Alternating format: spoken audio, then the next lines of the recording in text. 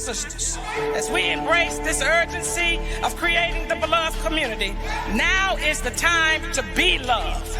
Love means understanding, redemptive goodwill toward all, which seeks nothing in return.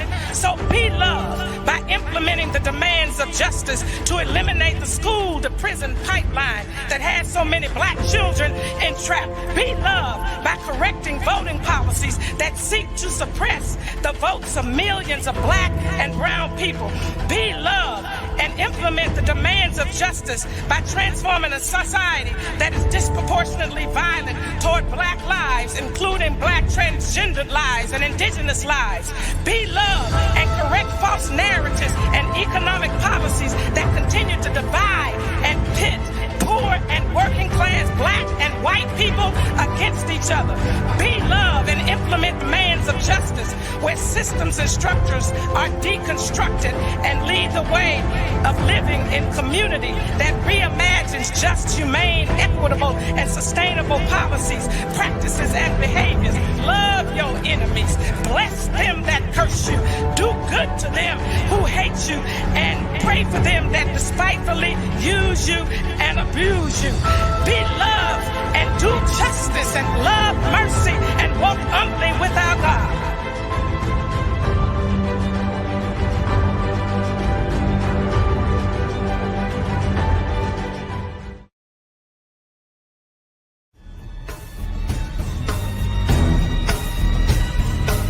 Beloved Community Talks. Welcome, my beloved community, and thank you for joining the King Center's Beloved Community Talks from all over the globe. I believe that today's talk will be a powerful start to a very necessary conversation that we as a nation and individuals need to have on the power of unlearning. In 1967, my father left us with a clarion call in his book, Where Do We Go From Here? Chaos or Community. He stated, amidst revolutionary times, such as we have now, that together we must learn to live together as brothers and sisters, or together we will be forced to perish as fools. I truly believe that learning to unlearn is a critical step in transforming our lives and the world we live in. Now, before I dive into today's conversation, I want to share with you that in 4 days, on June 26th, the King Center will celebrate its 53rd anniversary. 53 years ago, my mother, Mrs. Coretta Scott King, founded the King Center less than 3 months after my father's assassination on April 4th, 1968. About the King Center, this is what she said. Just as at its best, the White House is viewed in the United States as the people's house, the King Center and its offshoots would offer a snapshot of what the beloved community in the World House could become. What a powerful idea. One that undergirds our vision here at the King Center, which we envision the beloved community where injustice ceases and love, that's right, love prevails. As my mother said, the beloved community is a realistic vision of an achievable society, one in which problems and yes, conflicts do exist, but are resolved peacefully and without bitterness. She also stated that in the beloved community, caring and compassion drive political policies that support the worldwide elimination of poverty and hunger and all forms of bigotry and violence. The Love Community Talks are courageous conversations, purposed to yield compassionate, nonviolent action that creates the beloved community. Today, I'm excited for this particular beloved community talk about the power of unlearning. I'm joined by a guest who is influencing the world with her art and with her heart for humanity. I'm thrilled to have Lady Gaga, Grammy Award-winning recording artist, join me for the first of what will be a 2-part conversation. I hope you will join us next time as well, and we'll tell you more about that at the end of this conversation. This past January, during the King Center's Beloved Community Awards, we presented Lady Gaga with the Yolanda D. King Higher Ground Award. I was, of course, very moved by her remarks about her personal journey and her willingness to admit that she had to unlearn some white supremacy ideologies. I was moved because many people of influence, especially our white brothers and sisters, are fearful about dealing with white supremacy and white privilege, and even more fearful to boldly use their platforms. And even now, this is becoming a great challenge in light of the battle around the critical race theory that is seeking to inhibit, prohibit, and deny the opportunity for schools, public school systems around this country to teach about the linkage between racism and white supremacy and how it impacts us in our systems and structures and policies today. Just recently, we acknowledged the 100th anniversary of the Tulsa massacre. And yet, we still find ourselves in polarizing debates regarding this critical race theory. We must all understand and acknowledge there is a great deal of information that is missing or omitted from our history. And from some, a term like unlearning may seem to be antithetical. However, as you will discover through tonight's conversation, unlearning, in fact, is calling on all of us, and I mean each and every one of us, regardless of our race, nationality, and ethnicity, to dismantle false, inaccurate, and harmful information, and replace these thoughts with truth and accurate history that elevates our abilities to understand the painful truths, rich truths, and even triumphs of the past. Unlearning challenges each of us to do our personal and collective work to unlock our own biases or beliefs that keep us from justice, equity, and agape love. Of course, we all have some things we need to learn and unlearn to do our part in creating the beloved community. I welcome each of you to join us on this journey of learning that the power of transformation lies in our willingness to unlearn and dismantle the systems that hinder the creation of the beloved community from being realized. So now let us dive into tonight's conversation as we share a bit of Lady Gaga's incredible journey to unlearning that she shared earlier this year during our Beloved Community Awards. I believe the beloved community is possible when and if people who look like me, other white people, commit to something I call unlearning. In my core, I feel that I am you and you are me. We are each other.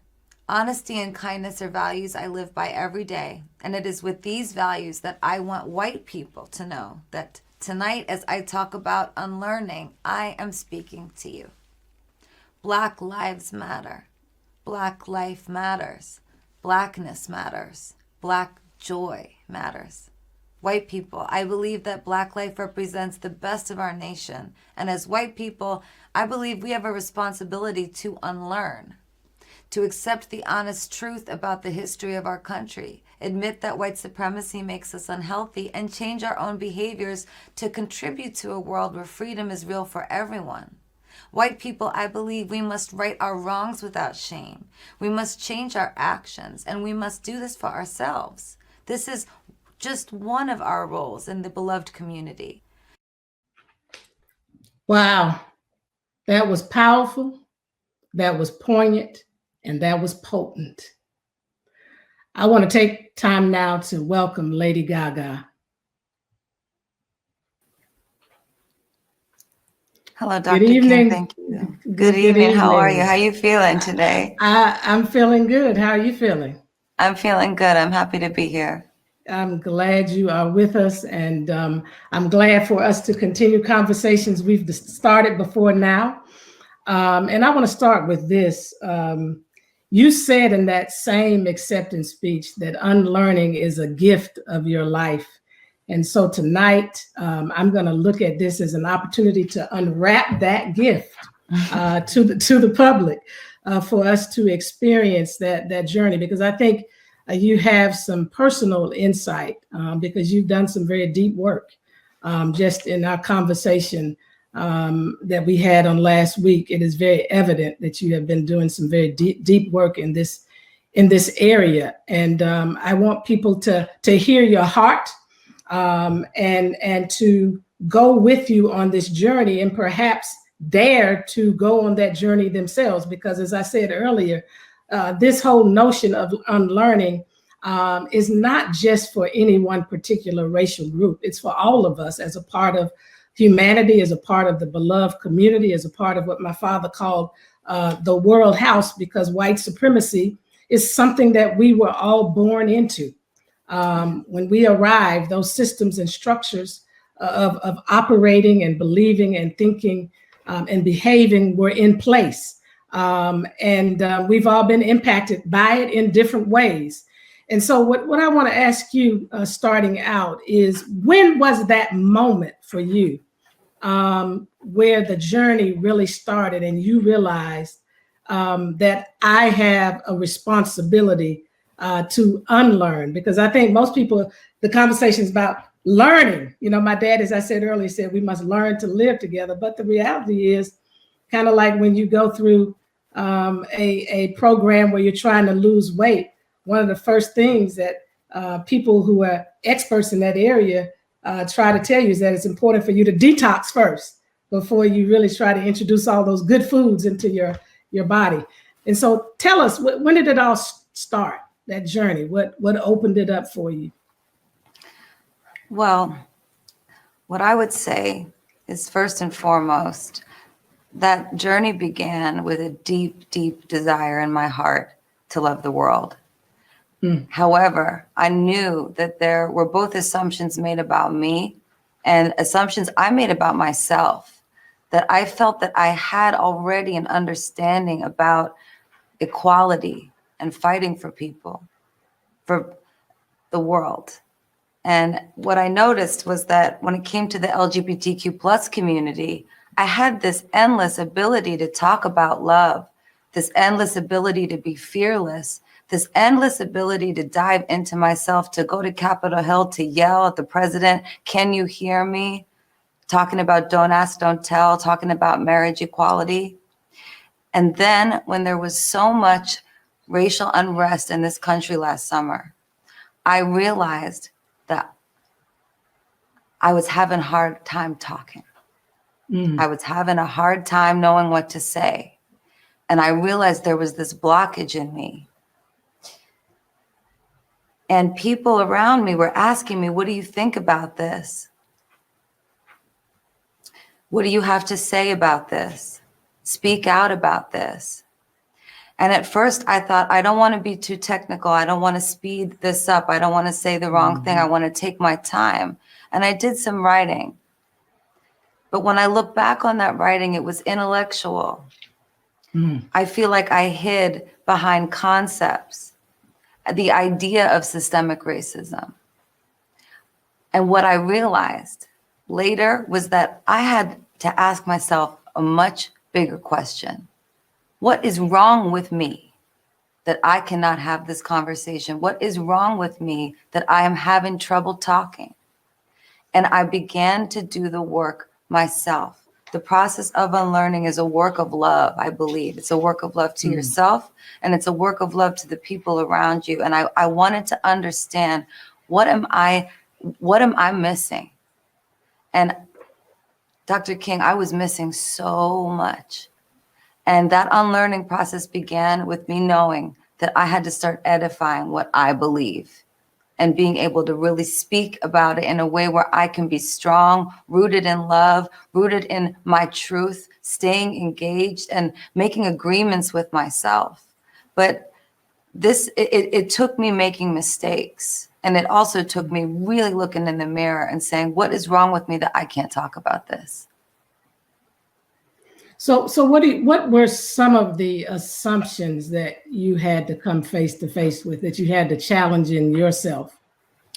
Well, I assumed that I was somebody that knew so much about equality, that I fought for equality in the LGBTQ plus community, that I believed so strongly in equality, that I had an understanding of equality, that my understanding of equality was connected also to my relationship with God.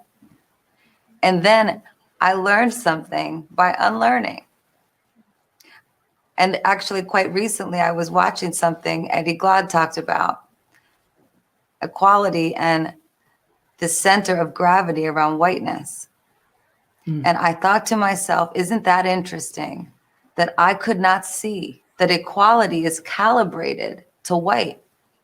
It's not calibrated to all of us right now. And I thought to myself, that is something that I did not see before. That is something that I did not understand before. The way that white supremacy culture is rooted in everything around me, that I would not be able to know that that the equality could stand on its own maybe one day with our imaginations, by coming together in a new way, making change, changing policy. That can we change the center of gravity and orbit around something other than whiteness? And how do we do that? And how do we do that? Well, how do we do that? I'm curious to know what you think about that, and I have some thoughts too. Woo! Well, I mean, you started on the journey. I mean, it's this whole unlearning and getting in spaces of uncomfortability, and exploring something new and different that many people may not want to do, but it's going to take a critical mass of us to do it. So I don't know. I know it's getting harder, with everything that's happening now with the critical race theory. And so, I don't know. You tell me. Well, one of the ways that I'd like to speak to white people through this conversation about this process, I believe, is that in speaking in spaces of white affinity, we can start to edify what we believe. And I started with two women that I love so much, two white women that I respect, and we started to talk about it. And as I started to really relax into what I believe, then I started to talk to my family. Then I started to talk to my friends, my colleagues. And then I started to, in business conversations or in social gatherings, I started to interrupt. And in some of these spaces, they were white spaces. In some of these spaces, these were mixed race spaces. But for me, that concentric circle of you, where it starts by changing your insides first, and then working outwards to share your story, share your journey with others, I believe that's just one of the ways that we can be a part, white people, of building the beloved community, by making it our responsibility to use our white power to unlearn. And you said you started first within the group that's closest to you, the group that loves you, first and foremost, your family.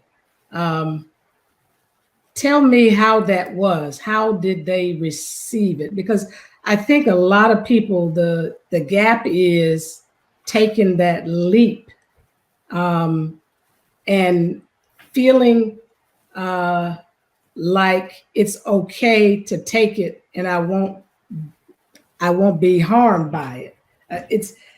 There's so many. I won't say so many. There are a few white people I know that first step is very difficult. What is going to happen to me? Who's going to abandon me? How did you deal with, or did you even have any fear? Well, I think I understand this question. I think what you're saying is how did I arrive at that space with my family where I could talk to them about this? Is that accurate? Yeah, exactly. How did you? A lot of people are afraid in the white community of losing connection with family, with friends, by having these kind of conversations. How did you take that leap? I mean, in our Christian faith, there's a scripture that said, perfect love casts out fear. And I earnestly believe when you come from a place of pure love, then those fears begin to dissipate. It doesn't mean in the end that people may not decide to sever ties, but at least within you, you have a sense of peace and wholeness because you knew you came from that space and that place, and you only meant good from the journey, from the conversation. Yes. Well, for myself, I consider myself to have two families. I have the family that gave birth to me biologically, and then I have my artistic family and my colleagues. In terms of my family that gave birth to me, this was a conversation I was quite nervous to have, but in these spaces of white affinity, I learned about discomfort and productive discomfort. And I would like to mention just for a moment, a sort of a step ladder of something that I find quite interesting. There's, step 1, step 2, step 3, and step 1 underneath is this sort of hypoarousal. It's where there's an avoidance, a lack of interest in talking about this topic. Then on the third step above, there's this very hyper arousal where it's quite emotional and people get so nervous about talking about it that they can't. And then somewhere in the middle, there is this productive discomfort that I believe is a wisdom. And it's a wisdom to know that this is important work that starts with you, and that it's okay to be afraid in these moments. Now, when I talked to my father, when I talked to my mother, when I talked with my sister and her loved ones, I always remembered to make sure that I was saying the words, I believe this. And also I would ask my father, my mother, I'd say, I'm curious to know why you would say something this way. Have you ever thought about saying it in another way? Have you ever thought about the ways in which we are white? So for example, white supremacy culture to me has some characteristics. I'll name a few right now. Defensiveness, a celebration of quantity over quality, competition, perfectionism. These are all things I believe that are also resonating at the same time with this idea of technicality and speed. And I asked the people around me that were white, that were in my family, what are the ways that we can slow down so that we can see the world? What are the ways that we can unlearn this speed, unlearn this need to faster, number one, competition all the time, and sit back and look at the complex, important problems around us and come together in love? So I always spoke from a place of I believe, and I also implored questions, hard questions. And I was at times afraid of the answer. And also I was unafraid of the answer because I was happy that we were having these conversations at all. In terms of... Go ahead and finish. And also in terms of my other family, and I have a lot of colleagues that are people of color that I love deeply, that I make art with, that I have so much of my life experience and my career with, that were also so graceful with me in the ways that they made it very clear to me what I could not see. And I took my time to receive that, to hear that, and to make that also part of my unlearning, for that to be a sign that I had to do this work. And so I took that, I started my unlearning on my own in those white affinity spaces. And then I started speaking slowly. And it's like I said, I really thought about those stages of disequilibrium. And I tried to make sure I was always in the center there so that I could be productive and that I could make this a lifelong, forever work of unlearning, and that I would make it clear to those around me that this was not just a conversation we were having today, but this is a conversation I would keep having. So I want to emphasize something, because I can imagine as people are listening, as you say, those that look like you especially, I think it's important that they hear this process that you're talking about, because sometimes in our anxiousness to do something and to get something right and to change something, we miss important processes. So I want to go back, because you started by saying there was the internal work that you did. You started asking some very fundamental questions of yourself when you found your speech paralyzed when it came to the issues around the Black community. And so you started inwardly. And I want to say that to everybody, that if we are going to create an outward reality of the beloved community, it really starts in each and every one of us. There's work that we all have to do to unlearn systems and structures, biases, and things that we have been all raised in this nation, that has created a lot of harm and a lot of damage and a lot of pain and a lot of suffering. But this internal journey is where it all started. And then as you move through that space, it doesn't mean you are not continuing to do that internal work. Because each step along the way, you're confronted with something else that you have to ask other questions about. But you did then began to do some work within the safer spaces first, which is, what you call your family. And that's defined different ways by different people as to what that is. And then now you're sitting on this platform. I don't know how many times you've had these conversations about unlearning on public platforms, but I can imagine that this is one of a few that you've had. And there's more that you're going to do. I'm imagining, because you said this is a lifelong mission for you. So the question I want to ask you is, how do we help people who are in seats of privilege? And that can be in many ways, but seats of privilege, who may not be aware of the things that they need to learn. What is your advice to them? Well, speaking to white people, my advice to them would be to look inside yourself and also look around you and try to understand the ways that white supremacy culture is at play all the time. And I mean, when I say all the time, I mean, I do this every day, constantly. I am always keeping my eyes open. Unlearning gives me new eyes to see the world. And when I see it, I point it out, and I can point it out to myself first and say, okay, I saw that, and reflect on that moment. And then I start to notice these things happen and I start to speak. But what I would say to people of privilege that are white, that I would really, really encourage you to do some deep, deep unlearning on the ways that you collude with white power, with white supremacy, in business, in work, in the way that you do or do not talk about these issues. I would ask you I would implore you to edify what you believe. And,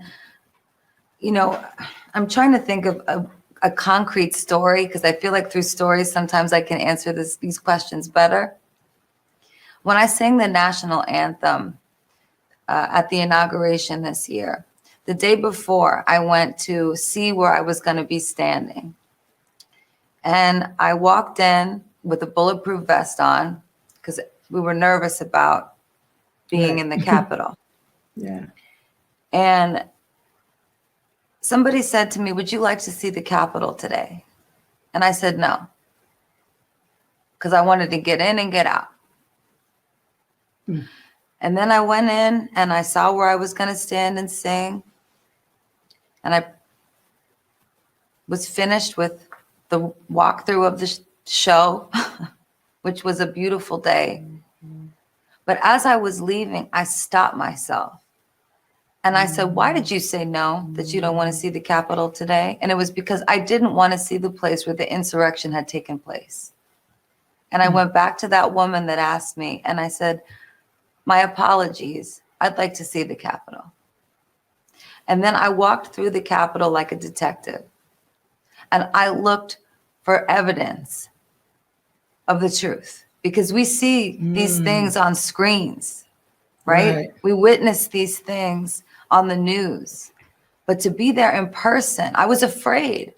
Dr. King, I knew in that moment I was avoiding this issue, and I stopped myself and I said, don't avoid it, go look at it and go be with it. And guess what I did? I just walked through and I searched until I found, they told me, you won't find much. We've cleaned up most of it, but I found a window that had blunt force, that was cracked.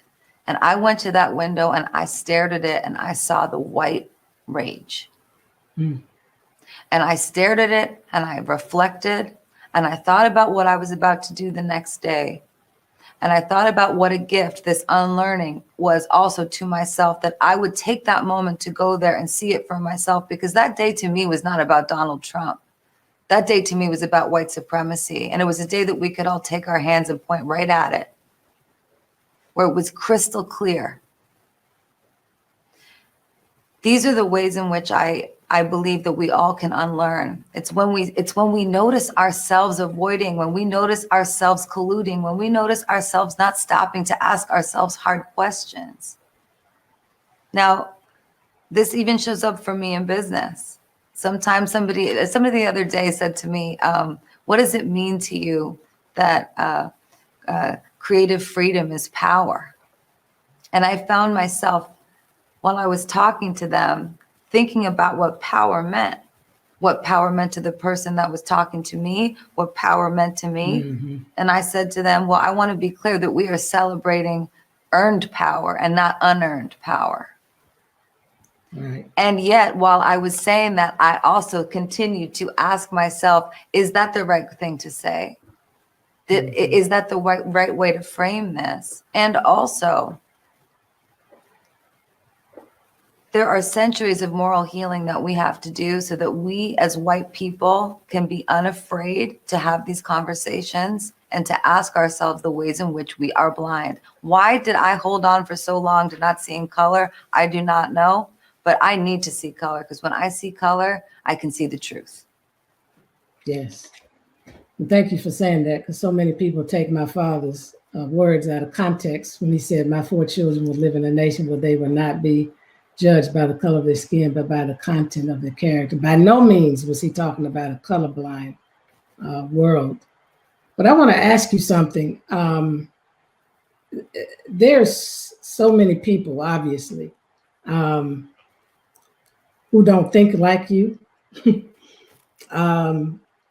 who would probably feel that there is no such thing as racism today. A lot of people who are uncomfortable with the notion of white supremacy and who feel like when these conversations are happening, fingers are being pointed at them. How do we invite that community in without them feeling threatened, but in a way that they can feel like this is a journey that all of us need to be on for the sake of even them and our whole humanity? How do we do that? Well, in other words, how do you reach your other white brothers and sisters who, as soon as you start saying white privilege, white supremacy, right, they're going to shut down. I know. I start saying whiteness, white power. Listen, I've been in those conversations in those rooms, and I see the bristle happen. Yeah. Right. You know what I would say? And maybe this is not particularly radical to anybody. Maybe this would be quite radical to some people, but I believe that white people want to change. And I believe that white people want to unlearn. And I believe in white people. And I believe in having compassion for white people, that they don't know how to hear those words without getting defensive, without trying to protect themselves, without trying to hoard power, without trying to keep themselves on top. When I think about the zero sum theory, I think that it's deeply ingrained in our minds in this way that we need to unlearn that if a person of color gets +1, that we are now that it's -1 for white people. And I would invite them to know that other white people believe in other white people, that they want to do this work and change, and that there is love here. That this is not a conversation about white supremacy in a way that it is designed to hurt you. It's done in a way that is designed, I believe, for myself. It's designed to educate me about things that at one time I could not see. But now if I were to describe white supremacy, I would say I could stand in the center of an 8 ball and point all the way around 360, that it's all around me. And once we start to have these conversations from a place of love, where maybe white people can say to other white people, I believe in you. I believe you want to unlearn. Because I've got so many white friends, I'll tell you, that white folks, I can feel them, that they want to be able to talk to me about it, but they don't know how. And very often I feel myself saying to them, I know how much you want to unlearn.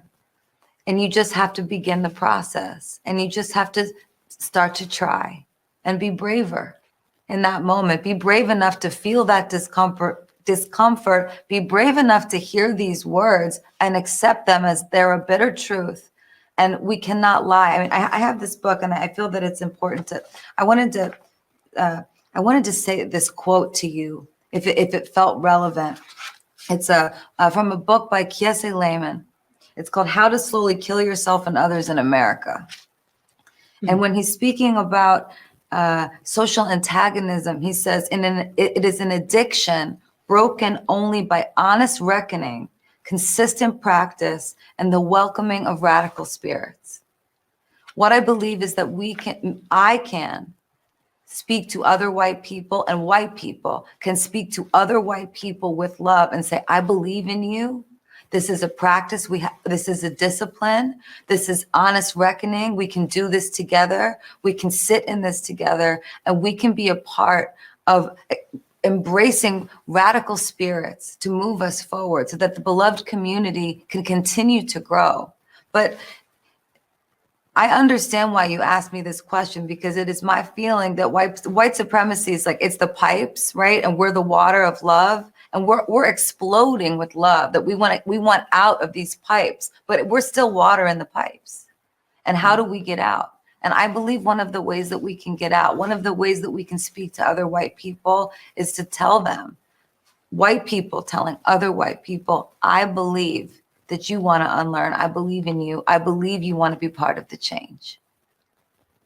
So this process that we're talking about, I think it's important to emphasize that this is a process of addition, perhaps even multiplication, and not subtraction and division. I think that there's so many people who feel like by opening up this world where we all can see each other and value each other fully, and create a society where there is equity and there is a sharing of resources, and people are treated with dignity and respect, and that justice can be a reality, that we are actually adding to humanity and we're not subtracting, taking something away. And I think that's what people hear oftentimes, that if I say anything about white supremacy and I start moving away from these notions, that I am subtracting from me. And we have to help them to understand that that's not what's happening at all. So let's talk about that. These are, you said it, everybody has said it. These are social constructs that we have created. Humans, we've created. And so we collectively, and there's constructs that all of us have participated in some way or another. And this is somewhat of a risky statement to make, but believe it or not, if everybody in the universe addresses their own personal biases, let's just say even Black people, A Black person in power without us addressing these social constructs can actually perpetuate white supremacy through these racial systems, because we as humans have to undo these systems that we have created based off of this notion of superior and inferior. So my question is, you know, do you feel from the bottom of your heart that we not only have the power, but that we will deconstruct white supremacy in our lifetime? That's one whole question, Dr. King. In our lifetime. And I know, you know, that's relative because we don't control when our last breath is, but in terms of lifespan, you get. But I believe I understand what you're asking me. And this is what I believe. I believe that if we operate on that level that you're talking about, that's that unconscious competence. That's the ability for us to open our minds to knowing that when white is at the top all the time, that we are missing out on life. When equality is not equal because it's always calibrated to white, that we are missing out on the world. We are missing out on so much humanity. And we're living in this space, and we're missing it. It's like the cultural iceberg, right? We're up here and we're missing all the depth. We're living on the surface. And what I would say is that I do believe that there will be a day, someday, that we walk hand in hand, eye to eye, with humility and hope,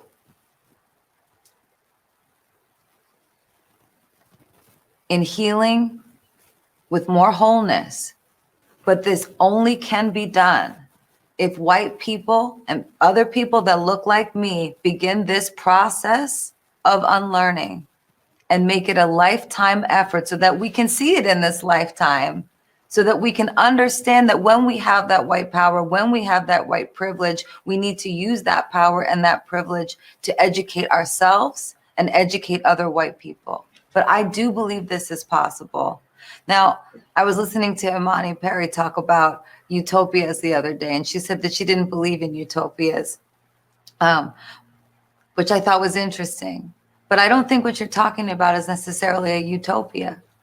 I think what you're talking about is a world where equality is not centered in gravity of white, but that we orbit around each other, that we orbit around culture, that we take a step back. These systems have to change, and we can change these systems, but we have to organize around love. Exactly. So that's what I believe. How do we organize around love? And that's one of the reasons we launched this this Be Love campaign, because most of us we don't know about that kind of unconditional understanding, redemptive goodwill toward all love.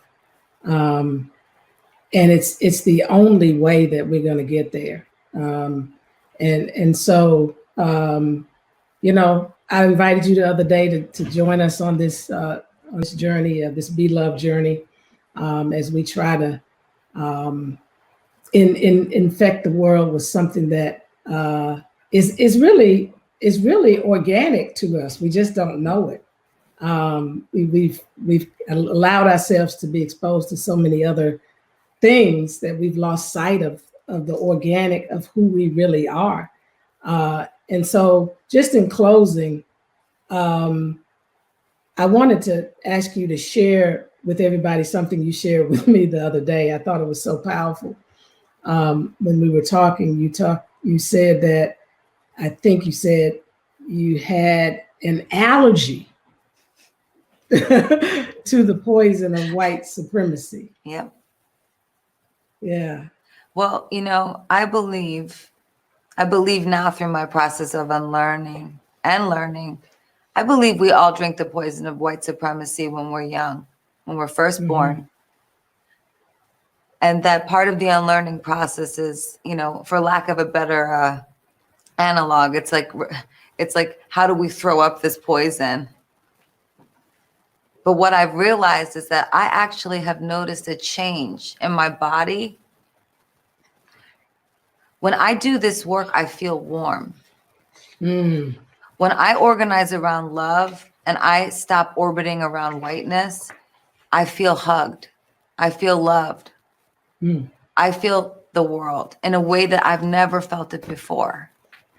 And when things around me start to speed up, and I start to experience that white supremacy culture speeding up around me, that competition, perfectionism, beyond time, let's go, you know, hoarding power.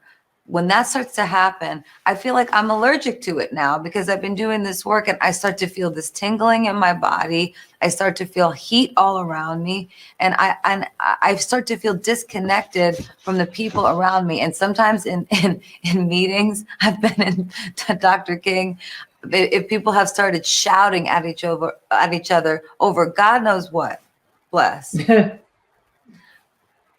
I would write the word adaptive on a Post-it, stick it on the wall, and walk out of the room. And that would be my way of interrupting. And I would walk back in and I would say, I don't know what you were fighting about, but I know that this is not the way to solve the problem. And what is a more adaptive solution? Can we take a step back and look at this? But I notice it because I'd like to ask other white people to look inside themselves and ask themselves, are there moments throughout your day or in your life where you notice this very rushed feeling inside of you that like you have to keep up with something? And I would beckon white people to ask themselves, are you keeping up with white supremacy culture?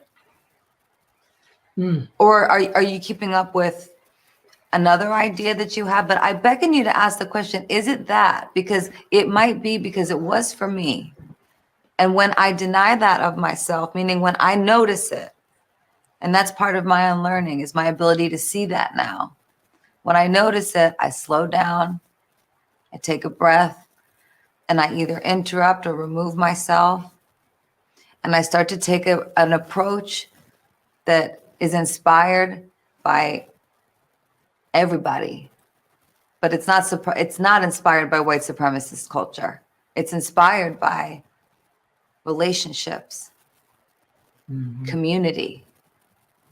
It's inspired by deep culture, love, the celebration of all, but not this unconscious incompetence. I want to bring this up again as we talked about bias earlier, because this unconscious incompetence, I'm using this as a strong word, incompetence, and it sits right alongside ignorance that white people hold onto very strongly. And when you hold on to that, you are committing yourself to oppression. And I ask white people to ask yourself, do you realize that you're doing that? And maybe in that moment when you feel that thing in your body, are you committing to oppression without even realizing it? And can you hold yourself back? And can you unlearn? And then can you find these spaces, whether they're white affinity spaces or they're mixed race spaces, to have these conversations and then have these conversations with your families and move out. I'm sorry to keep going on about this, but I'm trying to tie in what we were talking about earlier to this feeling in my body so that everyone could understand, the white people that are listening, that if you are feeling sometimes like you do not belong, that you are trying to keep up with something, you might have this allergy that I have to this, you might have this allergy to there being an absence of love and a dominance of whiteness. And that's just what I believe. But I do believe white people want to change. I do believe not all white people know how. And I do believe that some white people are so filled with rage around this topic that it's difficult for them to talk about. But I do know that change is possible because I know it's possible inside myself, which means I know it's possible in somebody else. Wow, this is there's been a lot to chew on tonight, and as you were talking, I thought about my father's words that there's nothing in all the world more dangerous than sincere ignorance and conscientious stupidity. You're talking about a liberation that frees the world. It's not just about white people going on this journey to get themselves straight. It's about what Daddy said as perfect. I think he even said perfect love is justice concretized. It's this journey where, as you open up yourself to be a vessel for love to flow in and through, you become this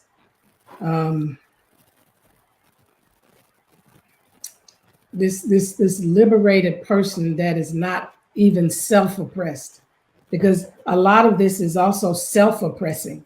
If it's true that white people do want to unlearn and don't know how to, I think there's some people in the Black community who would say, I don't know about that, because they've seen such rage and unrepentance in so many, especially in so many officers' faces, to some of those on Capitol Hill who are holding hostage, important pieces of legislation.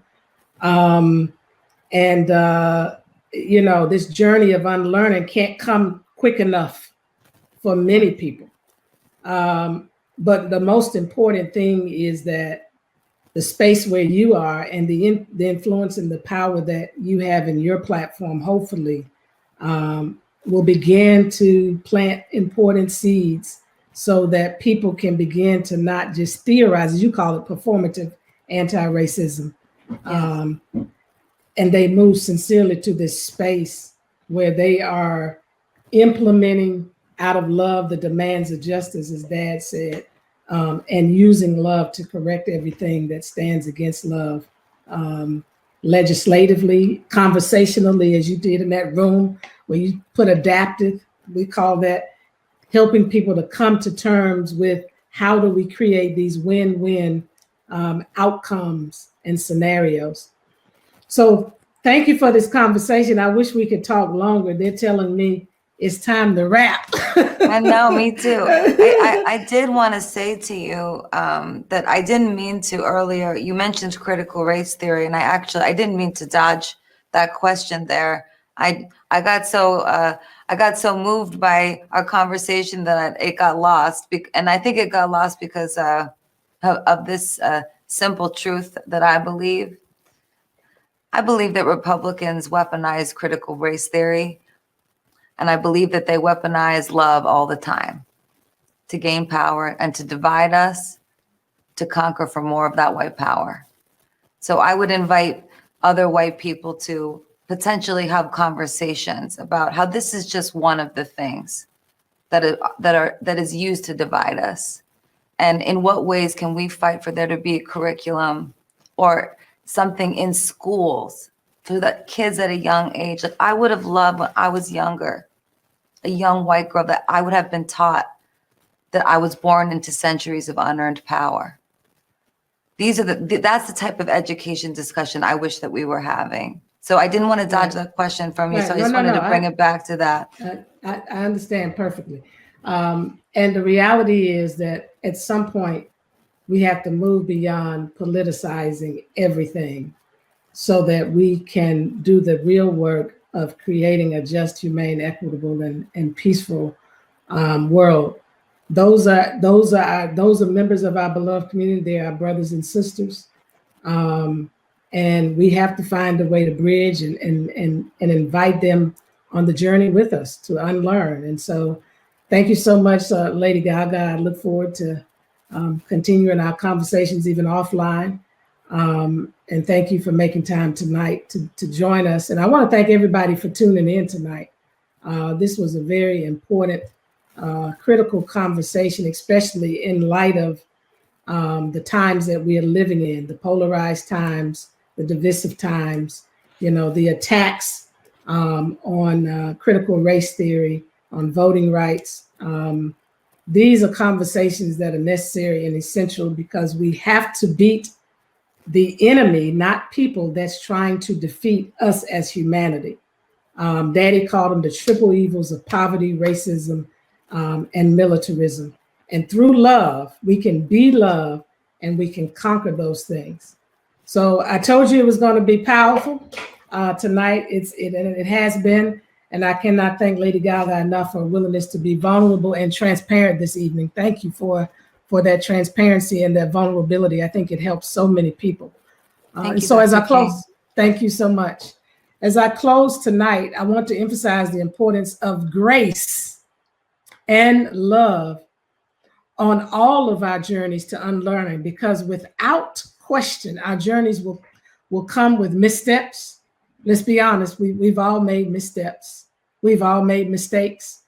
Some of the mistakes have created pain and suffering for generations of people and continue to do so.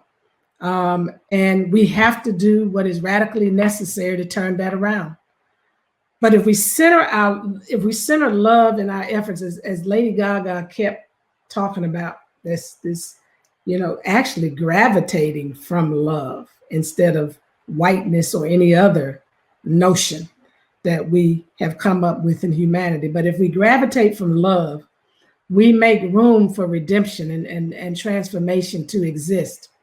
If we be love in action and correct everything that stands against love, then we can counter inequity with equity, and we can counter injustice with justice, and we can counter ignorance with accurate knowledge, and most of all, we can encounter love. We can counter love with, we can counter hate, with love, and effectuate real transformation. We must interrupt the norm, as my dad said, and become transformed nonconformists so that we can create a new one moving forward.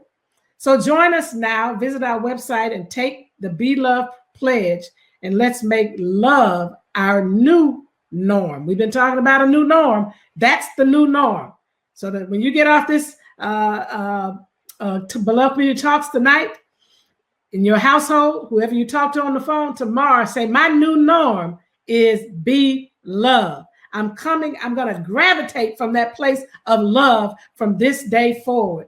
And I'm going to be on this journey to learn, to unlearn, to relearn what is true and what is powerful in terms of creating a more just, humane, equitable, and peaceful world.